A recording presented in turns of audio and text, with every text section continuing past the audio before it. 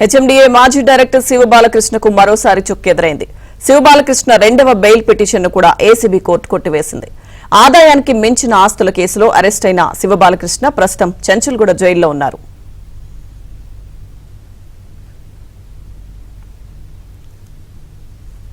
పూర్తి సమాచారం మా క్రైమ్ కరెస్పాండెంట్ శశి మనకు అందిస్తారు. శశి,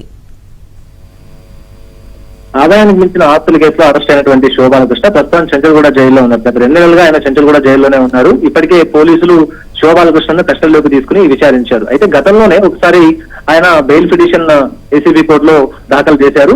అయినప్పటికీ కూడాను ఏసీబీ కోర్టు ఆయన బెయిల్ పిటిషన్ తిరస్కరించింది. తాజాగా మరోసారి ఆయన బెయిల్ పిటిషన్ దాఖలు చేసుకున్నారు. అయితే విచారించినటువంటి ఏసీబీ కోర్టు ఈసారి కూడాను బెయిల్ పిటిషన్ తిరస్కరిస్తూ ఉత్తర్వులు జారీ చేసింది. సో మరోసారి శివబాలకృష్ణకు చుక్కెదిరిందంటూ కూడా చెప్పుకోవచ్చు. అయితే గతంలో ఏసీబీ అధికారులు సోదాలు చేసినటువంటి నేపథ్యంలో శివబాలకృష్ణ ఇంట్లో భారీగా ఆస్తులకు సంబంధించిన పత్రాలు పట్టుబడ్డాయి. మరోవైపు నగదు అలాగే బంగారం విలువైనటువంటి వస్తువులు కూడాను పట్టుబడ్డాయి. అయితే శివబాలకృష్ణ చాలా వరకు బినామీల పేరు మీద పెద్ద ఎత్తున సంపద కూడబెట్టారంటూ కూడా ఇది ఏసీబీ అధికారులు గుర్తించారు. మరోవైపు సుమారు 200 కోట్లకు పైగా ఆస్తులను గుర్తించారు. వివిధ ప్రాంతాల్లో ఆయన కొనుగోలు చేసినటువంటి భూములు, ఆ తర్వాత ఇతర